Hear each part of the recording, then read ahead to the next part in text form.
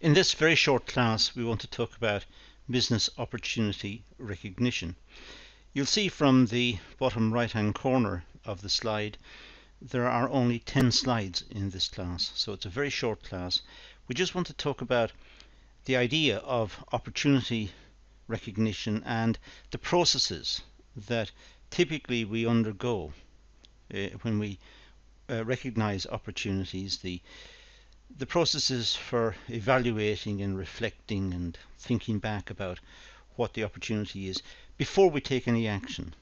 And business opportunity recognition is a very important topic in, for example, in discussing change or discussing innovation, discussing entrepreneurship, new business startups and development, and indeed existing businesses in established industries must still look for opportunities, must look for ways in which they want to cut costs, they want to develop the product, extend the market perhaps by entering new markets. So the quest for opportunities is ever present in industry. So let's see what the essential elements of business opportunity recognition are. First of all, we must have alertness or insight. We must be alert to opportunities. We must be aware of them. We must be capable of picking up on some gap in the market. We must understand that there is an opportunity. And this goes back to a very good definition of entrepreneurship that was put forward by the famous Austrian economist Israel Kirzner. And Kirzner said that entrepreneurship is alertness to business opportunities. That's the definition of entrepreneurship. It's alertness to business opportunities. Not everyone's alert to opportunities. Some people, the opportunities don't seem to arise. They don't seem to be noticed. But for some people, they are acutely aware of opportunities. And here we're talking about, of course, commercial opportunities, opportunities for profitable endeavors. So the whole process starts with somebody. We'll call that somebody the entrepreneur. And the entrepreneur is alert to opportunities, perhaps in a way that other people are not. So the entrepreneur is that special person who understands where opportunities are and can then go about exploiting those opportunities for gain.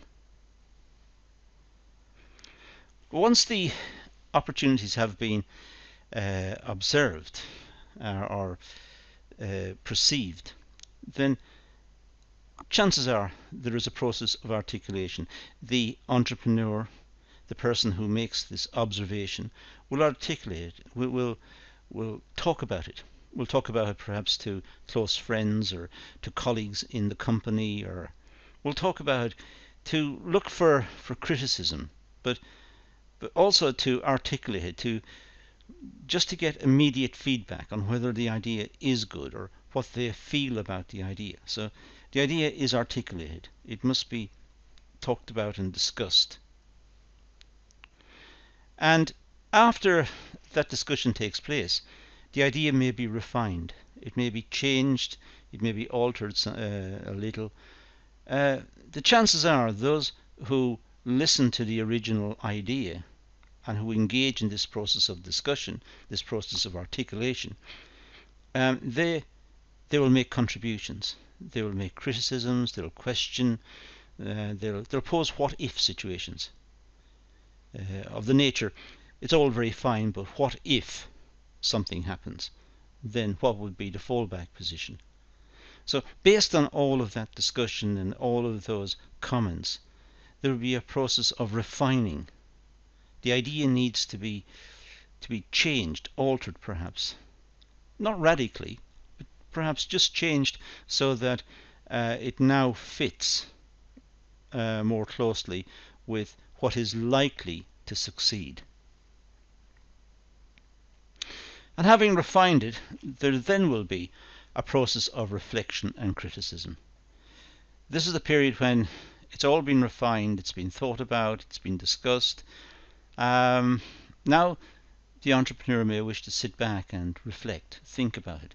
Don't do anything immediately. Take some time, think about it, let it all settle down, let it sort itself out in the entrepreneur's head. And this process of reflection, thinking back and thinking about the criticisms, this may provoke the entrepreneur to look for more criticisms or follow up on the existing criticisms that were given earlier and see if they could be extended or made worse, if you like. So now the entrepreneur is reflecting on the idea, thinking about it, and also trying to criticize it. If the criticisms are significant, then a decision must be made to stop. It's a waste of time. There are too many criticisms, too many things could go wrong, it's too risky, or whatever, so stop. But if the reflection is more positive, and the criticisms are not significant, the decision may be to go. In other words, pursue the idea. Try to get it finance and resources and try to get it up and running and get it into the market. So this is the point at which stop-go will occur after reflection, after criticism, having thought about it, having discussed it earlier and having refined it, and then the process of thinking, reflecting, criticizing, and then making the decision. Stop. It's no good. Or go. It is good.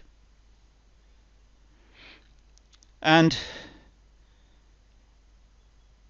then if it is a go, make a presentation and present the idea and present the newness of the idea. If it's a stop, then simply just stay alert to opportunities and keep watching to see if the further opportunities will arise in the future. But if it's a go, make the presentation, then get resources, pilot the project perhaps, get some market research done, go through the process of bringing it into existence. The discussions and presentation of the project are important because they also constitute a refining process. But they will also perhaps start to pad out the requirements of the project, the resources, how it can be done in a practical sense, and what are the implications of this for the organization and how will it fit in. If it gets through all of that, then it goes through incubation, reflection and criticism. Incubation is when the project is really set up, but it's in the very early stages, so it needs a lot of attention, a lot of work. It needs to be incubated. In other words, it needs to be nourished and looked after intensely at the early stages. If it's not, it may die. The project may simply fizzle out because it wasn't dealt with properly at the early stages. So if it gets to this far, it's important that it is incubated properly, it's looked after properly, it has the right resources, the right personnel, it is given every opportunity to get established, because when it's established it can then be more independent, if you like, more capable of standing on its own 2 feet, metaphorically of course, but it is capable of running in a more robust fashion. At the early stages, projects tend to be very weak and do need a lot of attention. And that's it. That's all we want to do. This idea of opportunity recognition. It's simply stepping through these various points. from alertness at the start right through to setup and running the business, albeit at a very early stage in the last block on the bottom right. So it's worth bearing these in mind. This is the process that is normally undertaken. And that's all we're going to do. I did say it was a very short session, so let's just leave it at that and say thank you for watching.